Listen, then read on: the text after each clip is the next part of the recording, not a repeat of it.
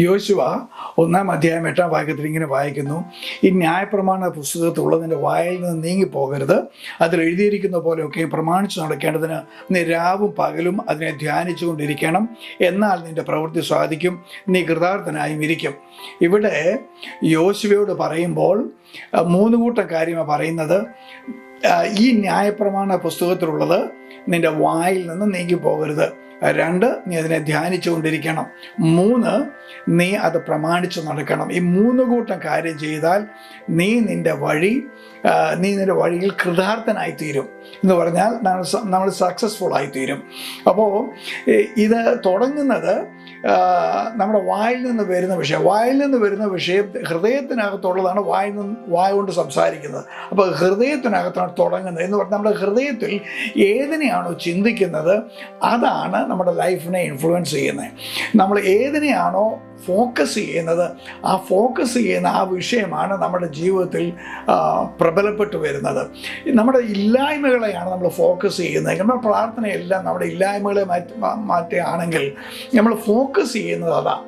അപ്പോൾ നമ്മുടെ focus wrong വേയിലാണെങ്കിൽ നമ്മുടെ ജീവിതം ആ രീതിയിലാണ് എപ്പോഴും പൊയ്ക്കൊണ്ടിരിക്കുന്നത്. എന്നാൽ ദൈവത്തിൻ്റെ വചനത്തിനകത്ത് പറയുമ്പോൾ നമ്മുടെ വഴി കൃതാർത്ഥന ശരിയായി തീരണമെന്നുണ്ടെങ്കിൽ നമ്മുടെ ചിന്ത മാറണം. എന്ന് പറഞ്ഞാൽ ഏദൻ തോട്ടത്തിൽ പിശാച് ഈ ഹവ്വായെ പരീക്ഷിക്കുമ്പോൾ അവളുടെ ചിന്തയിലാണ് പരീക്ഷിച്ചത്. 10,000 കൂട്ടം ബ്ലെസ്സിങ്സ് അവിടെയുണ്ട്, 10,000 കൂട്ടം നന്മകളുണ്ടെങ്കിലും ഒരു കാര്യമില്ലായിരുന്നു. അതിനെയാണ് അവിടെ ഫോക്കസ് ചെയ്തത്. എന്നാൽ അവിടെ ഒരു മരം ഉണ്ടാക്കാൻ വയ്യാതിരുന്നു ദൈവത്തിന്. എന്നാൽ പിന്നെ പ്രശ്നമൊന്നുമില്ലായിരുന്നല്ലോ എന്ന് നമ്മൾ പറയുന്നത്. ആ മരം അവിടെ സൃഷ്ടിക്കാതിരുന്നെങ്കിൽ മനുഷ്യനാകത്തില്ല. കാരണം തിരഞ്ഞെടുപ്പിനുള്ള സ്വാതന്ത്ര്യം മനുഷ്യന് ലഭിച്ചത് ആ മരത്തോടു കൂടിയാണ്. അല്ലെങ്കിൽ ഈ മനുഷ്യനെ സൃഷ്ടിക്കുമ്പോൾ മറ്റെല്ലാം സൃഷ്ടിയെ പോലെയാകും. ദൈവത്തിൻ്റെ കൽപ്പന അനുസരിക്കാൻ വേണ്ടി മാത്രം ഉള്ള അല്ലെങ്കിൽ ഒരു പപ്പറ്റ് പോലത്തെ ഒരു പാവ പോലത്തെ ഒരു സൃഷ്ടിയായിത്തീരും. എന്നാൽ ദൈവം മനുഷ്യനെ സൃഷ്ടിച്ച അങ്ങനെ ദൈവം തൻ്റെ സാദൃശ്യത്തിൽ സ്വരൂപത്തിൽ സൃഷ്ടിച്ചു എന്ന് പറയുമ്പോൾ ദൈവത്തിന് തിരഞ്ഞെടുപ്പിനുള്ള ശക്തി ഉള്ള പോലെ തിരഞ്ഞെടുപ്പുള്ള ശക്തി മനുഷ്യന് കൊടുത്തേ പറ്റത്തുള്ളൂ. അതുകൊണ്ടാണ് ആ മരത്തെ അവിടെ സൃഷ്ടിച്ചത്. മരം സൃഷ്ടിക്കാതിരുന്നില്ലെങ്കിൽ ഈ മനുഷ്യൻ തിരഞ്ഞെടുപ്പിനുള്ള ശക്തി ഇല്ലാതാകും. അതുപോലെയാണ് ഇന്ന് നമുക്ക് തിരഞ്ഞെടുക്കാനുള്ള സ്വാതന്ത്ര്യമുണ്ട്. ഏതിനെയാണ് നമ്മൾ ഫോക്കസ് ചെയ്യുന്നത്, ഏതിനെയാണ് നമ്മൾ ഫോക്കസ് ചെയ്യാതിരിക്കേണ്ടത്, തിരഞ്ഞെടുക്കാനുള്ള സ്വാതന്ത്ര്യം നമുക്കുണ്ട്. ഇന്ന് ഭൂമിയിൽ അനേക തിന്മകളുണ്ട്. നമ്മുടെ ജീവിതം നമ്മൾ ആഗ്രഹിക്കാത്ത ഒത്തിരി കാര്യങ്ങളും ഉണ്ടായിരുന്നിരിക്കുക. എന്നാൽ നമ്മൾ അതിനെ ഫോക്കസ് ചെയ്യുന്നതിന് പകരം ദൈവത്തിൻ്റെ നന്മകളെയും അനുഗ്രഹങ്ങളെയും ഫോക്കസ് ചെയ്താൽ അത് നമ്മുടെ ജീവിതത്തിൽ ഫലവത്തായി വരുവാനിടയാകും. അതുകൊണ്ട് എന്നാൽ അവൻ്റെ ഉപകാരങ്ങളൊന്നും മറക്കരുത് എന്ന് ദൈവത്തിൻ്റെ വചനം പറയുന്നത്. ദൈവത്തിൻ്റെ വചനത്തെ നമ്മൾ ഹൃദയത്തിനകത്ത് ഏറ്റെടുത്ത് അതിനെ ചിന്തിക്കണം, അത് തന്നെ സംസാരിക്കണം, അതിനെ ധ്യാനിച്ചു കൊണ്ടിരിക്കണം, അതിനെ തന്നെ പ്രമാണിക്കുകയും വേണം. ഇത്രയും കൂട്ടം ചെയ്ത 3 കൂട്ടം കാര്യങ്ങളുള്ള സിമ്പിളാണ്. ദൈവത്തിൻ്റെ വചനത്തെ നമ്മൾ വായിൽ നിന്ന് മാറരുത് എന്ന് പറഞ്ഞാൽ നമ്മുടെ ഹൃദയത്തിൽ നിന്ന് മാറരുതെന്നാണ് പറഞ്ഞത്. ഹൃദയത്തിലുള്ളതാണ് വായിൽ നിന്ന് വരുന്നത്. 2, ഈ രാവും പകലും ധ്യാനിച്ചു കൊണ്ടിരിക്കണം. 3, ഇത് പ്രമാണിക്കണം. ഇപ്പോൾ എന്താണ് പുതിയ നിയമത്തിൽ നമ്മൾ ചിന്തിക്കേണ്ടത്? പുതിയ നിയമത്തിൽ നമ്മൾ ഓർക്കണം, നമ്മൾ പുതിയ സൃഷ്ടിയാണ്. പുതിയ സൃഷ്ടിയുടെ അനുഗ്രഹങ്ങളുണ്ട്. അതിനെപ്പറ്റി ചിന്തിച്ച് നോക്കണം.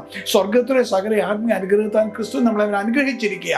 നമുക്ക് നമ്മുടെ പാപത്തെ മോചിക്കപ്പെട്ടിരിക്കുക, നമ്മളെ ദൈവ കൃപയിലാക്കിയിരിക്കുക, ഇരുട്ടിൻ്റെ അധികാരം നമ്മളെ വിടുവിച്ച് സ്നേഹസ്വരൂപനായ പുത്രൻ്റെ രാജ്യത്തിലാക്കി വെച്ചിരിക്കുക. ഇതെല്ലാം നമ്മുടെ ജീവിതത്തിലെ യാഥാർത്ഥ്യങ്ങളാണ്. എന്നാൽ നമുക്കില്ലാത്ത ചില കാര്യങ്ങൾ നമ്മുടെ ലോക ജീവിതത്തിൽ ഉണ്ടായിരിക്കുക. അതിനെ ഫോക്കസ് ചെയ്യുന്നതിന് പകരം ദൈവം നമുക്ക് തന്ന നന്മകളെ ഫോക്കസ് ചെയ്താൽ ബാക്കിയുള്ള അനുഗ്രഹങ്ങളെല്ലാം വരും. അതുകൊണ്ട് കർത്താവിൻ്റെ വചനം പറയും, മുമ്പേ ദൈവരാജ്യവും അതിൻ്റെ നീതിയും അന്വേഷിപ്പീൻ, അതോടുകൂടെ നമുക്ക് സകലവും നൽകപ്പെടും. ദൈവരാജ്യത്തിനകത്ത് നമ്മൾ പുതിയ സൃഷ്ടിയാക്കി വെച്ചെങ്കിൽ ദൈവത്തിൻ്റെ അനുഗ്രഹങ്ങളെ തിരഞ്ഞെടുത്ത് ചിന്തിക്കുവാൻ തക്കവണ്ണം മടിയാട്ടെ. യോശുവയോട് പറഞ്ഞ പോലെ ഈ വചനം നിന്റെ ഹൃദയത്തിൽ, നിന്റെ വായിൽ നിന്ന് മാറിപ്പോകരുത്. ഈ വചനം നിന്റെ വായിൽ എപ്പോഴും ഉണ്ടായിരിക്കണം. ഈ വചനം അതുപോലെ തന്നെ നീ ധ്യാനിക്കണം.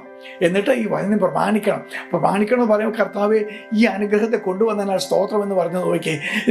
അങ്ങനെയാണെങ്കിൽ നമ്മുടെ ഫോക്കസ് മാറും. ദൈവത്തിൻ്റെ അതുകൊണ്ട് തിരഞ്ഞെടുക്കുവാൻ ഉള്ള അധികാരം ഇന്നും നമുക്കുണ്ട്. ദൈവത്തിൻ്റെ വചനത്തെ നമുക്ക് തിരഞ്ഞെടുക്കാം, നമ്മുടെ മറ്റുള്ള കാര്യങ്ങളൊക്കെ തിരഞ്ഞെടുക്കാം. എന്നാൽ ചിന്തിക്കുന്നത് ദൈവം നമ്മളെ ആക്കി വെച്ച പദവിയും ദൈവം നമ്മളെ വിളിച്ച വിളിയും ദൈവം എവിടേക്കാണ് നമ്മളെ കൊണ്ടുപോകുന്നുള്ളതും ദൈവം നമ്മോട് കാണിച്ച സ്നേഹവുമാണ് ചിന്തിക്കേണ്ടത്. തൻ്റെ പുത്രനെ ആദരിയാതെ നമുക്ക് എല്ലാവർക്കും വേണ്ടി ഏൽപ്പിച്ചു തന്നവൻ അവനോട് പോകണം, നമുക്ക് സകലവും നൽകാതിരിക്കുമോ? അവൻ സകലവും നൽകുന്ന ദൈവമാണ്. അതറിഞ്ഞ് ഇതൊരു വിശ്വാസ ജീവിതമാണെന്ന് അറിഞ്ഞ് ദൈവമക്കളെ, ദൈവത്തെ ഒന്ന് സ്തുതിച്ചു നോക്കി, ആരാധിച്ചു നോക്കി, നന്മകളെ വിട്ടുകളയാതെ സ്തോത്രം ചെയ്ത് സ്തുതിച്ച് ആരാധിച്ചാൽ ആമേൻ, അവിടെയാണ് നമ്മൾ ദൈവരാജ്യവും നീതി അന്വേഷിക്കുന്നത്. അതോടുകൂടിയാണ് സകലവും നൽകത്തരം വാഗ്ദത്തം നമുക്ക് ദൈവത്തിൻ്റെ വചനത്തിൽ കൂടി നൽകിയിരിക്കുന്നത്. യോശുവ ആ ജനത്തെ നയിച്ചതുപോലെ തന്നെയാണ് നമ്മുടെ ജീവിതത്തെ ഇപ്പം നമ്മൾ നയിക്കുന്നത്. അപ്പോൾ ദൈവത്തിൻ്റെ വചനം നമ്മുടെ വായിൽ നിന്ന് മാറിപ്പോകരുത്. ദൈവത്തിൻ്റെ വചനം ഹൃദയത്തെ ധ്യാനിച്ചു കൊണ്ടിരിക്കണം. ദൈവത്തിൻ്റെ വചനത്തെ നമ്മൾ ചെയ്യണം. അങ്ങനെ നമ്മൾ തിരഞ്ഞെടുത്താൽ നമ്മുടെ വഴിയിൽ നമ്മൾ കൃതാർത്ഥരായിത്തീരും. എന്തിനു വേണ്ടിയാണോ ദൈവം നമ്മളെ വിളിച്ചത് അത് നമുക്ക് പൂർണ്ണമായി നിർത്താൻ കഴിയും. കർത്താവ് നമ്മളെ അനുഗ്രഹിക്കട്ടെ. സ്തോത്രം.